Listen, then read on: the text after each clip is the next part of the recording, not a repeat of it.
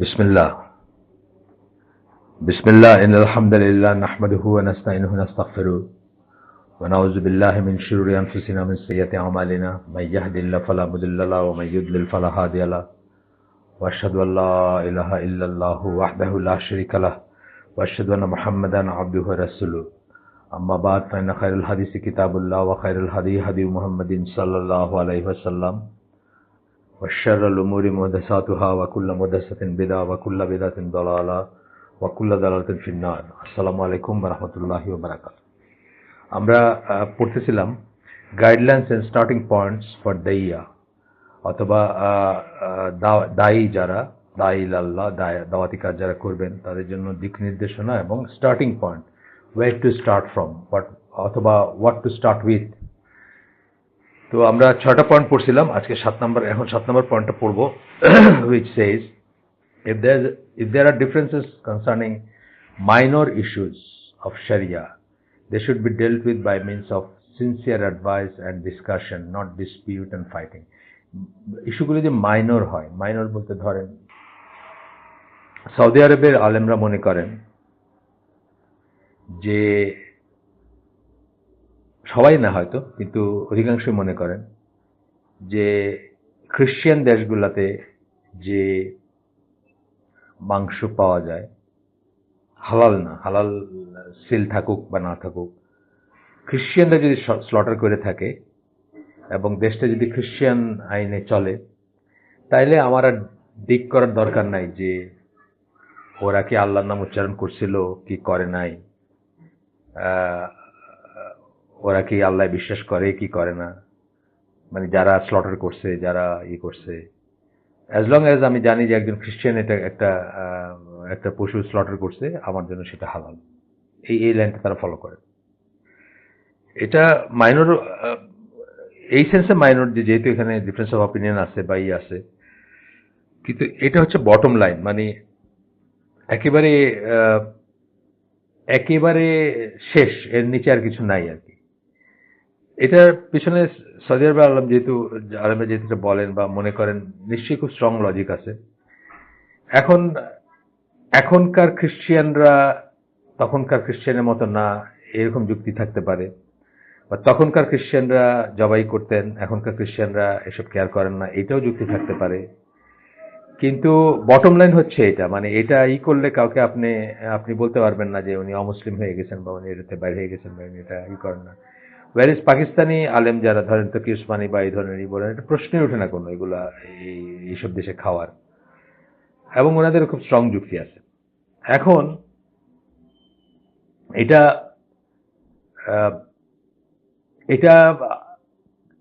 যিনি হারাম মনে করবেন তার জন্য হয়তো মাইনর না জিনিসটা, কিন্তু খেয়াল করে দেখবেন যে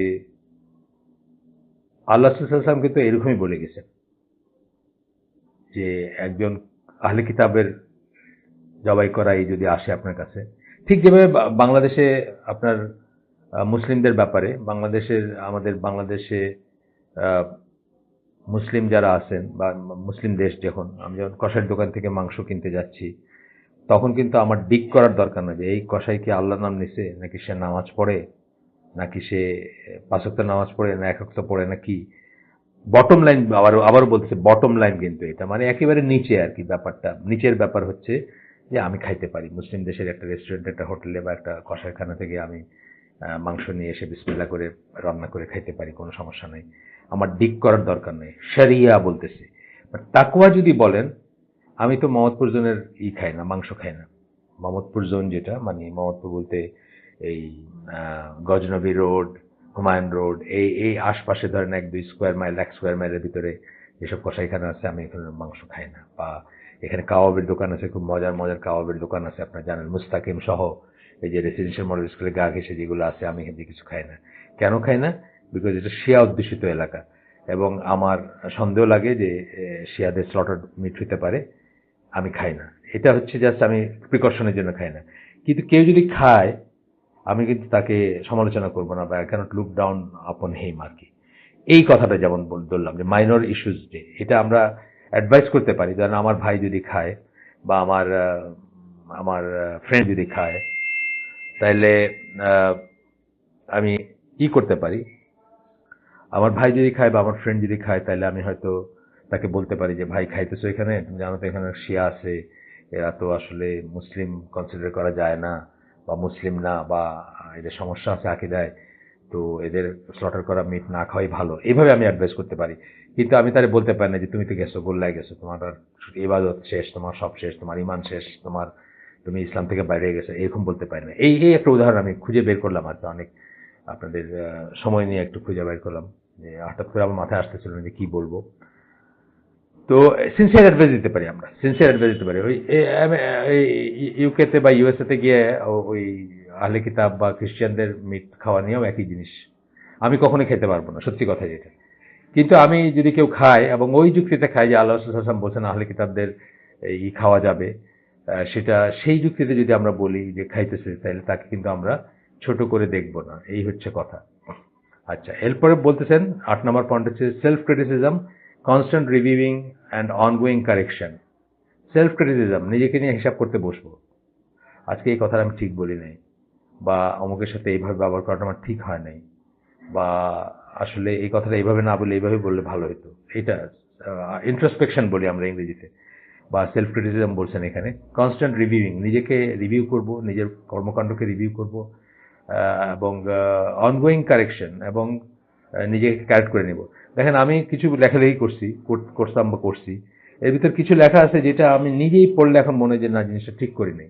যেমন কোনো একটা লেখায় আমি সৈয়দ কুতুব বা ওই লাইনটা যারা ফলো করতেন তাদেরকে মানে এনিমি ইন দ্য মিরর বলে একটা বই আছে, ওই বইটার পড়ে আমার জোসে জোসে আমি একটা বই লিখছিলাম, যে ওইখানের যে ব্যাপারগুলো আর কি, যে সৈয়দ কুতুব বা ইখওয়ান বা ওই ওই ওই লাইনের যারা, তাদের মানে ওয়ার্ল্ড ভিউ বা তারা কিভাবে দুনিয়াকে দেখছেন, এবং সেটার সাথে আহ, একজন ওয়েস্টার্ন ওয়ার্ল্ডের একজন মহিলার লেখা বই, সেই বইয়েরই সেই বইয়ের বইতেও উনি এক ধরনের প্রেস করছেন ইসলামিস্টদের বা ঈদের। তো তখন আমার জ্ঞান খুব কম ছিল, আমি একটা বই লিখছি বা একটা লেখা লিখে ফেলছি। এখন আমার কাছে মনে হয় যে এখন যদি আমাকে কেউ বলতো, আমি হয়তো এটা লিখতাম না বা আমি এটা করতাম না। এরকম হয় মানুষের। তো কনস্ট্যান্ট কারেকশন যেটা বলতেছেন, বা রিভিউ করবেন, ভুল স্বীকার করতে কোনো সমস্যা নাই, ভুল ত্যাগ করতে কোনো সমস্যা নাই, একবার ভুল করতে দেখে বারবার ভুল করতে হবে, সেটা যেন না হয়। ৯ নম্বর পয়েন্ট হচ্ছে we should learn the etiquette of dispute. ডিসপিউটেরও কিছু এটিকেট আছে, and the principles of debate. ডিসপিউটের এটিকেট আছে, প্রিন্সিপালস অফ ডিবেটের এটিকেট আছে, বা মানে এটার আদব আছে, সোজা কথা। ডিসপিউটের আদব কি? ডিসপিউটের আদব হচ্ছে সত্যটা তুলে ধরা, তারপর সে মানলো বা না মানলো এটা তার ব্যাপার, আর এরপরে ইনসিস্ট না করা, এরপরে আর তার উপরে প্রেশার ক্রিয়েট না করা, বা তাকে অপমান না করা, বা তাকে আর আর ডিবেটেরও ব্যাপারটা তাই, ডিবেটে যেন এটা পার্সোনাল একটা কিছু না হয়ে যায়, চোখ মুখ একদম হয়ে গেল, এরকম যেন না হয়। We should appreciate the importance and their importance and how to put them into practice. মানে জিনিসগুলা যেগুলা মানে যে জিনিসগুলার ইম্পর্টেন্স, মানে কিসের ইম্পর্টেন্স, এই এটিকেট এটিকেট যে বললেন, আদব, এগুলোর ইম্পর্টেন্স গুলা যেন আমরা বুঝি যে এগুলো অনেক ইম্পর্টেন্ট জিনিস। যেমন ধরেন তবলিগের কথা আমি বলি, তবলিগ তো অনেক ভুল কথা বলে তবলিগ জামাত, তাই না?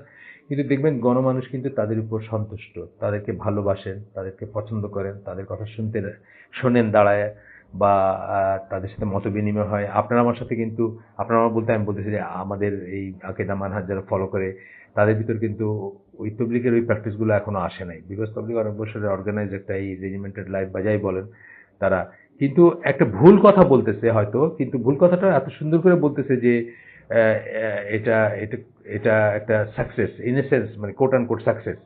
তো এটা বুঝতে হবে যে এই আদবটুকুর জন্য, ডিসপিউটের যে একটা আদব তারা করেন, বা ডিবেট করতে গিয়েও যে একটা আদব ফলো করেন বা একটা ফলো করেন, ইউজুয়ালি সবসময় করেন তা বলতেছি না আমি, ইউজুয়ালি বা যেভাবে তারা অ্যাপ্রোচ করেন, এটা কিন্তু মানুষের এটা অনেক সাকসেস বয়ে নিয়ে আসে।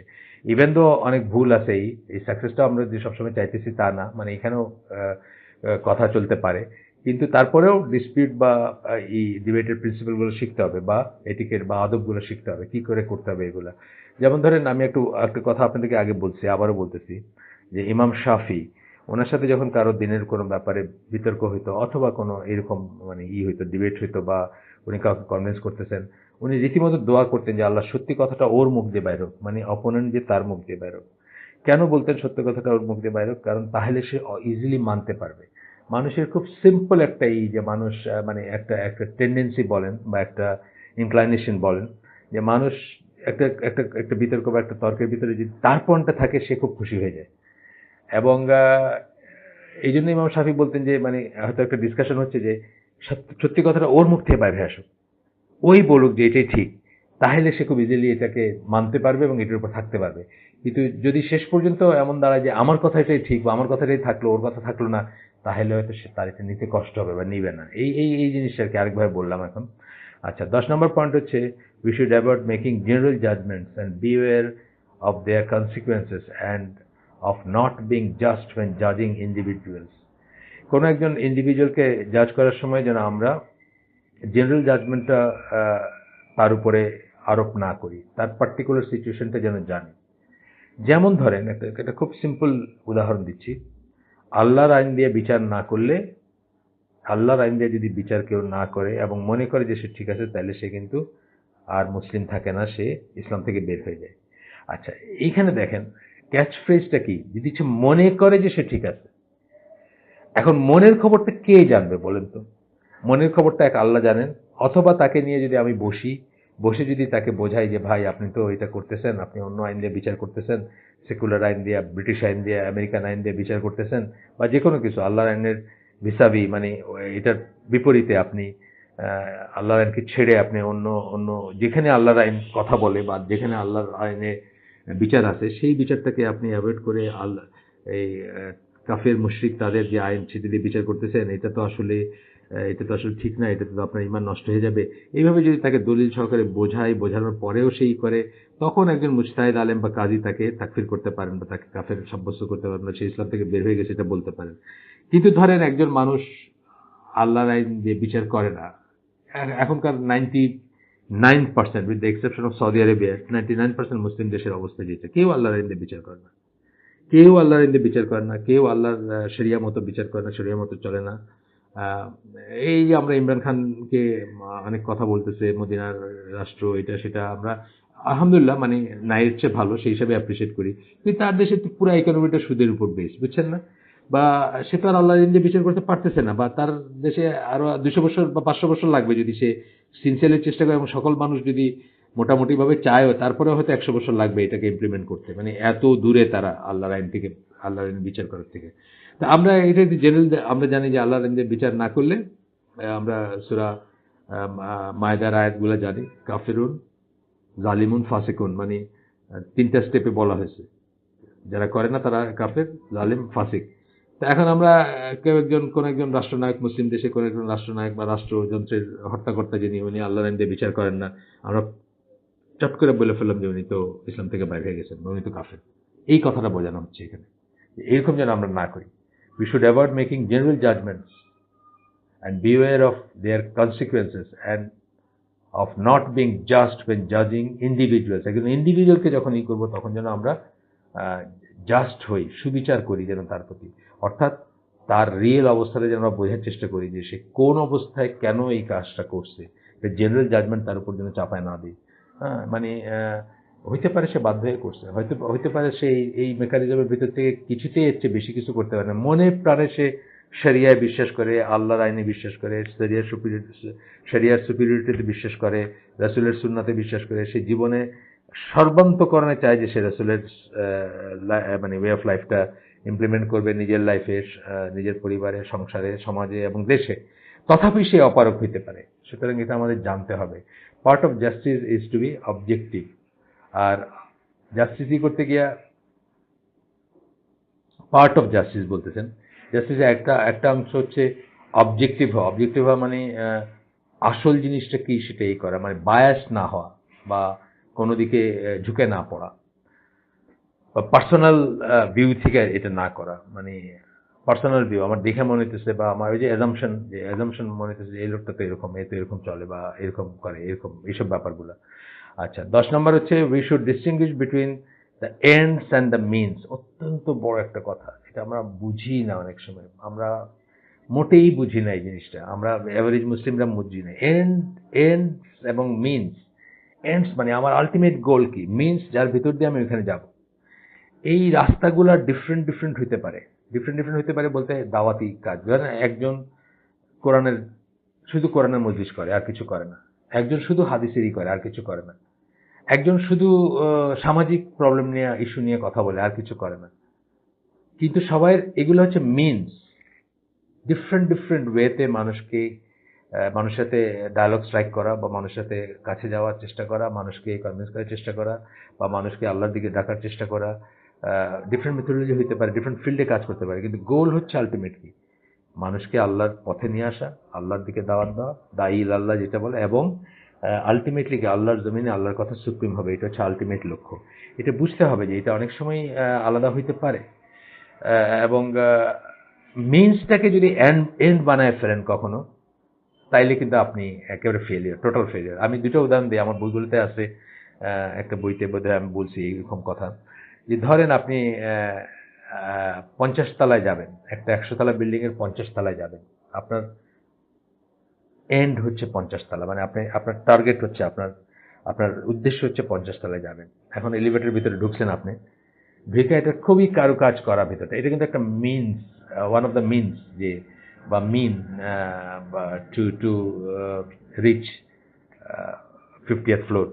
আপনি এটার ভিতরে ঢুকছেন, এলিভেটরের ভিতরে ঢুকে দেখলেন এলিভেটরে খুব সুন্দর কারুকাজ করা, এবং আপনি এটা নিয়ে গবেষণা করতে শুরু করে দিলেন।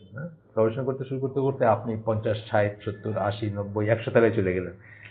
তাইলে কি হলো, আপনি যে মিনস যেটা ছিল বা মাধ্যম যেটা ছিল, যার মাধ্যমে আপনি ওই এন্ডটাতে যাইতে চাইছিলেন 50 তলায়, আপনি ওইখানে আটকায় গেলেন। এইটাই আপনার এখন এন্ড হয়ে গেছে।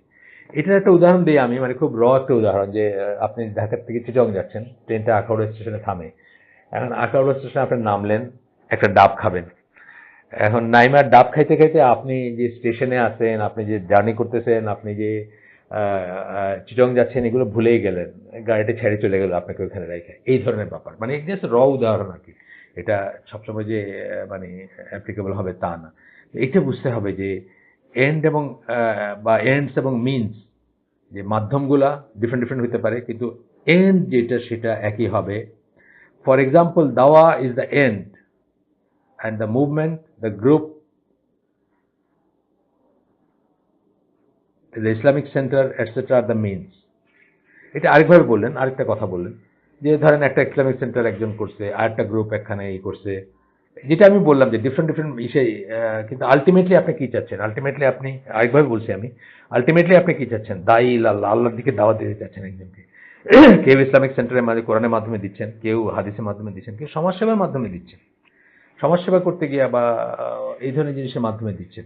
কিন্তু আলটিমেটলি উনি কি করছেন? উনি আল্লাহর দিকে ডাকতেছেন তাকে, বা একজনকে ডাকতেছেন, এই কথাটা আর কি।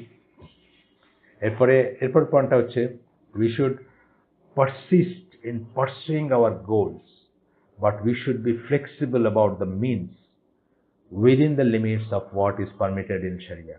মিনসে আমি একটু ফ্লেক্সিবল হইতে পারি, যা শরিয়া পারমিট করছে সেটার দিকে চোখ রেখে মিনসটা ফ্লেক্সিবল করতে পারি, কিন্তু গোলটা যেন একেবারেই ফিক্স থাকে, আমার যেন একদম ক্লিয়ার থাকে যে আমি কি চাই।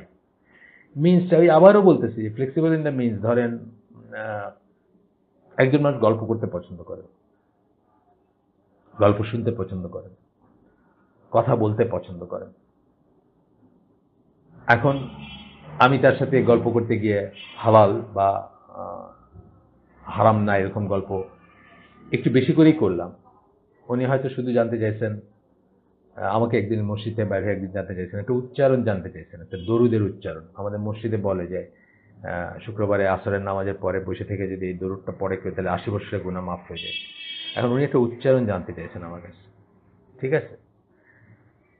এখন এই উচ্চারণটা জানতে গিয়া আমি কিন্তু গায়ে পড়া বা ওনার সাথে এক্সট্রা দুটো কথা বলছি। প্রথমে বলছি, আচ্ছা আমি আপনাকে চেষ্টা করবো এটা জোগাড় করে দিতে।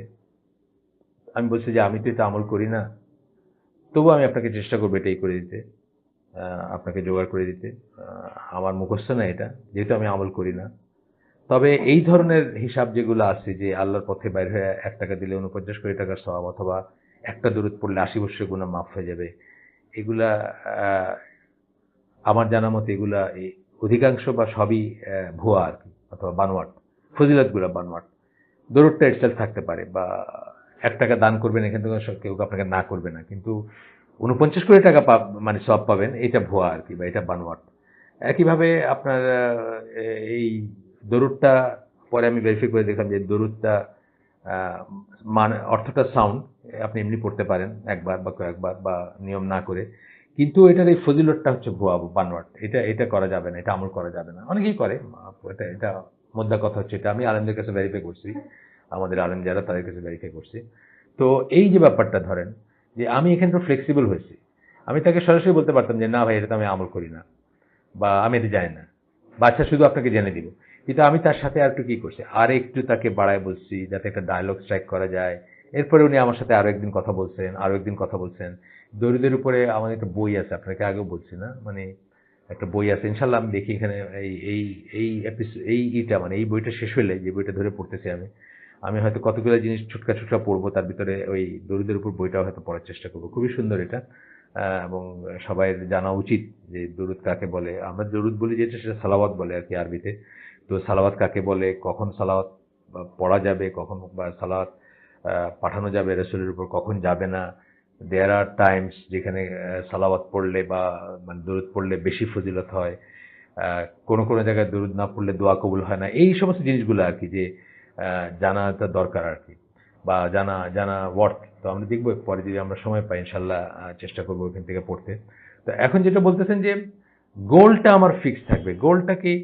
আল্লাহর জমিনে আল্লাহর কথা সর্বোচ্চ, আহ, মানে মানে সবচেয়ে আল্লাহর জমিনে আল্লাহর কথা হবে সর্বময় আর কি, মানে ব্যাপার, বা সবচেয়ে উপরে থাকবে সেটা, সেটার আন্ডারে যে কোনো কিছু থাকবে, এই যে জিনিসটা। অথবা তাওহীদ প্রতিষ্ঠিত হবে আল্লাহর জমিনে, তাওহীদ, আল্লাহর একত্ব। আহ, আপনি জানেন যে ইসলামের জীবন ব্যবস্থাটা তাওহীদকে সেন্টার করে রিভলভ করে, তাওহীদের সেন্টারে আছে এটা, তাওহীদ ছাড়া কোনো ইসলাম নাই, সোজা কথা। তো এই সমস্ত জিনিসগুলো ওইখানে আমার ফোকাসটা থাকবে, যে ওইখানে আমি কোনো কম্প্রোমাইজ করবো না। শিরক অথবা কুফরের কোনো জিনিসে, কুফর এবং শিরকের ব্যাপারে কোনো ছাড় নাই, ফ্লেক্সিবিলিটির কোনো ব্যাপার নাই। আজকে আমার বলে যে এখানে একটা সেজদা দিয়ে তারপরে আপনি আমাকে দিনের কথা বলেন, কথার কথা বললো যে এখানে একটা সেজদা দেন, তারপরে আমাকে বলেন যে কি করতে হবে। বা একজন হিন্দু অথবা একজন শিখের সাথে আমি তাকে দাওয়াত দিতে গেছি, সে বললো ঠিক আছে, তোমার তোমার তোমার গডকে আমি মানবো, তুমি আমার একটু এখানে একটু সেজদা দাও একবার। আমি একবার ইন্ডিয়ায় গেছিলাম অনেক আগে, 1980 সালে, ইয়াং বয়সে। তো ওইখানে কিছু লোকাল ফ্রেন্ড বেশ কয়েকদিন ছিলাম আর কি জাহাজেই। তো এখানে কিছু লোকাল ফ্রেন্ড জুটছে, তারা আমার নিয়ে খুব ঘুরে টুরে দেখাইছে। তো এই সাইট সিইং এর এক পর্যায়ে বেলুর মঠ বলে একটা জায়গায় গেছে, রামকৃষ্ণ মিশন। ওইখানে গিয়া আমার বলতেছে যে ওরা চরণামৃত খায় ওখানে। চরণামৃত মানে ওই মূর্তিটা ধয়ে যায়, ওই মূর্তির ধোয়া পানি, পায়ের পানি, মানে পা হয়ে যেটা একদম নিচে গিয়ে হয়, ওইটা তারা পান করে বা খায়। কিসের জন্য? বারাকার জন্য, মাথায় মাকে করে। আমারে বলে তুমি ওই করো, তোমার তোমার ভক্তি থাকলে তোমার কাজ। না, আমি আমার তো ভক্তি নাই, আমার ভক্তি নাই। আমার কাছে একটু যদি সাইট সিং বলো, একটা একটা একটা নিয়ে আসছো তোমরা, ঠিক আছে, একটা সাইট দেখাইতে নিয়ে আসছো তোমাদের ক্যালকাটার বা হাওড়ার বা বেলুর মঠ যাই বলো, দেখতে নিয়ে আসছো, ওই পর্যন্ত ঠিক আছে, কিন্তু এর এর বেশি আর কিছু নাই। ওই পর্যন্ত আসলে ঠিক নাই। এখন বুঝি যে ওইটাও ঠিক নেই আমাদের জন্য। ওই কুফর শিরকের জায়গায় সাইট সিং এর কেন হবে? তারপরে ধরেন না, ঠিক আছে, ওই মানে একটা একটা থিওরি আছে বা একটা একটা আছে যে ফেরাউনের মমি বা ফেরাউনের পিরামিডও আপনি দেখতে যাইতে পারেন। কি সেন্সে যাইতে পারেন? যে ফেরাউন এত পরাক্রমশালী ছিল, আজ সে কোথায়? এই নিদর্শন হিসাবে যদি আপনি দেখতে যান, আল্লাহ বলছেন আপনাকে দেখতে যাইতে, শুনতে বা খেয়াল করতে, তাদেরকে কোনো আওয়াজ শোনা যায় কিনা, তারা আজকে কোথায়, এই সেন্সে যদি আপনি দেখতে যান, এবং তাতে যদি আপনার উপর ওই এফেক্টটা আসে যে একমাত্র ওই যে সূরা রহমানে আল্লাহ বলছেন যে everything perishes except the face of Allah, যে আল্লাহর চেহারা ছাড়া সবকিছু ধ্বংস হয়ে যাচ্ছে, শেষ হয়ে যাচ্ছে, ক্ষয় হয়ে যাচ্ছে, মরে যাচ্ছে। এই সেন্সে যদি আপনার ভিতর যদি ওই ওই ফিলিংটা আসে, এবং আপনি যদি ফেরাউনের ওই জায়গা দেখতে যান, তাইলে হয়তো জায়েজ হইতেও পারে, বা হয়তো জায়েজ, বা কোনো কোনো সময় হয়তো অ্যাপ্রিসিয়েবল হইতে পারে, যদি আপনার চাইতে থাকে। পম্পের নগরী দেখতে গেছেন, যে পাপের জন্য মানুষকে আল্লাহ কিভাবে ধ্বংস করছেন ইত্যাদি। যাই হোক, এখন আবার ফিরে আসি কথাটায়, যে গোল যেটা আলটিমেট, যেটা ফোকাস, ওইটাতে ফোকাস হারাবেন না আপনার, কিন্তু মিনস যেগুলো, সেগুলোতে আপনি একটু ফ্লেক্সিবল হইতে পারেন, প্রোভাইডেড এটা পারমিসিবল, প্রোভাইডেড এটা পারমিসিবল, এটা শিরক কুফরের পর্যায়ে যাচ্ছে না, অথবা হারামের পর্যায়ে যাচ্ছে না। কেউ বললো যে ঠিক আছে, আমরা একটা এখানে দিনের মজলিস করবো, কিন্তু আমরা একটু স্টার্টিং এ একটু একটা পপ সিঙ্গারে দিয়ে একটা গান গাওয়া তারপরে আমরা শুরু করি, মানে কিছু মানুষ জমবে তারপর শুরু, না এটা হলো না। এটা মিন্সটাও এই আপনার হারামে চলে গেল, বা মানে পারমিসিবল না যেটা সেখানে চলে গেল, ফরবিডেনে চলে গেল, সেটা যাইতে পারবে না। আচ্ছা, তারপরে পয়েন্টটা হচ্ছে we should pay attention to priorities and deal with matters in order of importance. আরেকটা অত্যন্ত ইম্পর্টেন্ট কথা, প্রায়োরিটিটা বুঝতে হবে। কিসের প্রায়োরিটি? প্রায়োরিটির জন্য কিন্তু সমস্ত প্রচেষ্টা নষ্ট হয়ে যায়। তবলিগ জামাতের কথা বললাম, তবলিগ জামাতের অনেক কিছু আসলে অ্যাপ্রিসিয়েবল, কিন্তু দে ডোন্ট স্টার্ট উইথ তাওহিদ। ইভেন মেনি অফ দেম, তারা তাওহিদ কাকে বলে এটা বোঝেই না। তাওহিদ সম্বন্ধে তাদের একটা নিজস্ব মন গড়া একটা ধারণা আছে বা আছে। কিন্তু যে কোনো ইসলামের যে কোনো দাওয়াত শুরু হইতে হবে তাওহিদ দিয়ে। কোথা থেকে পাই আমরা? সুন্নাত থেকে পাই। আল্লাহ রসুল যখন ইয়েমেনে মুআদ বিন জাবালকে পাঠাইছেন বা অন্যান্য জায়গায় পাঠাইছেন, অলওয়েজ বলছেন যে কল দেম টু লা ইলাহা ইল্লাল্লাহ, বা আল্লাহ ছাড়া কোনো ইলাহ নাই, এইদিকে প্রথমে ডাকবা। যদি এগ্রি করে তারপরে নেক্সট সালাত, যদি এগ্রি করে তারপরে জাকাত, এন্ড সো অন। তো এই প্রায়োরিটিতে ভুল করে অনেক সময় আমরা কিন্তু করে ফেলি, আমরা নষ্ট করে ফেলি। খুব ছোট্ট একটা জিনিস, খুব ছোট্ট একটা জিনিস, ধরেন কেউ আমিন বলে না, আমার পাশে দাঁড়ায় নামাজ পড়ে কিন্তু আমিন বলে না। সে হানাফি বা সে চালু মুসলিম, মাতুরিদি বা আশারি বা দেওবন্দি বা বাংলাদেশের সব মুসলিমরা যেরকম মেজরিটি মুসলিম যেমন, সেরকম একজন, সে আমার পাশে নামাজ পড়ে, ভালো একটা সম্পর্ক, হাসি হাসি মুখে সালাম করে বা করি, হাতও মিলাই। এখন তারে আমি একদিন বলে ফেললাম যে আপনি কি নামাজ পড়েন, আমিন জোরে বলতে জানেন না? আমার কিন্তু এই আর বাকি যুগ সব বন্ধ হয়ে গেল। এখানে প্রায়োরিটি কি ছিল? প্রায়োরিটি নামাজ পড়া ছিল না। নামাজ পড়ার আগে কি আসে?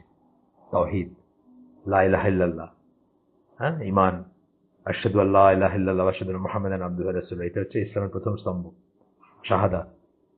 তুমি সাক্ষ্য দাও যে, বলছেন না রাসূল সাল্লাল্লাহু আলাইহি ওয়াসাল্লাম। তাইলে ওইটাকে আমি একটা সুযোগ খোঁজা উচিত ছিল যে তাকে জিজ্ঞেস করব বা জানবো যে সে আসলে তাওহীদের উপর প্রতিষ্ঠিত কিনা, সে তাওহীদ বোঝে কিনা, শাহাদার মিনিং বোঝে কিনা, বুঝে শুনে শাহাদা উচ্চারণ করছে কিনা, বা আল্লাহর যে আল্লাহর সিফাত, আল্লাহর তাওহীদের যে কোনো একটা ব্রাঞ্চে যদি ত্রুটি থাকে তাহলে তো সে বাকিটুকু তার মানে নাই। তো ওইটার কোন ত্রুটি আছে কিনা আস্তে আস্তে আস্তে আস্তে তার সাথে একটু ডিসকাস করে জানা উচিত ছিল। সেখানে আমি বললাম, ভাই আপনি তো আমিন পড়েন না, আমিন জোরে বলেন না, আপনার তো কি হইতেছে নামাজ কে জানে, এটা তো নামাজ শুদ্ধ হইতেছে না, বা আপনার নামাজ কি নামাজ এটা পড়তেছেন। তো সেই লোক আর জীবনে আমার কথা শুনবে না। এটাই বলতেছেন যে প্রায়োরিটিটা আগে খেয়াল করতে হবে, যেটা প্রায়োরিটি সেটা আগে বলতে হবে, এবং ইন অর্ডার অফ ইম্পর্টেন্স বলতে হবে। তো ইন অর্ডার অফ ইম্পর্টেন্স আমরা জানি সবচেয়ে ইম্পর্টেন্ট জিনিস হচ্ছে তাওহীদ, তাওহীদের দিকে মানুষকে ডাকা, এক আল্লাহ, আল্লাহর একত্ব, আল্লাহর অদ্বিতীয়তা, এবং আল্লাহ যে আল্লাহর মতো আর কিছুই যে নাই সেটার দিকে ডাকা। If we must deal with a minor issue, then it should be dealt with at the right time. যদি আপনি কাউকে তাওহীদের উপর সত্যি নিয়ে আসতে পারেন, তারপরে কেউ আপনাকে এইটা এরকম কেন, ওইটা এরকম কেন এগুলো বলবে না।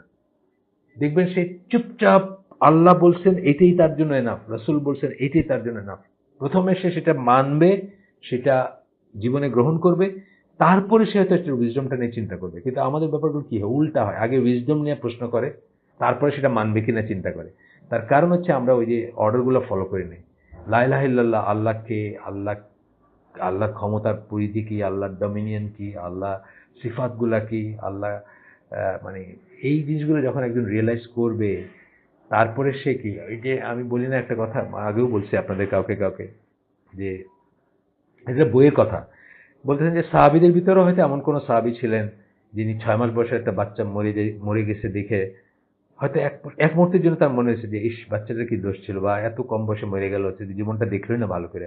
পর মুহূর্তে যেহেতু তাওহীদের উপর প্রতিষ্ঠিত ছিলেন তারা, তাদের মনে হয়েছে যে আহ, আল্লাহ, আল্লাহর সিফাতগুলো মনে হয়েছে যে আল্লাহ তাআলা সবচেয়ে জাস্ট, আল্লাহর চেয়ে বড় জাস্ট, আল্লাহর চেয়ে বেশি জাস্টিস কেউ দেখাইতে পারে না।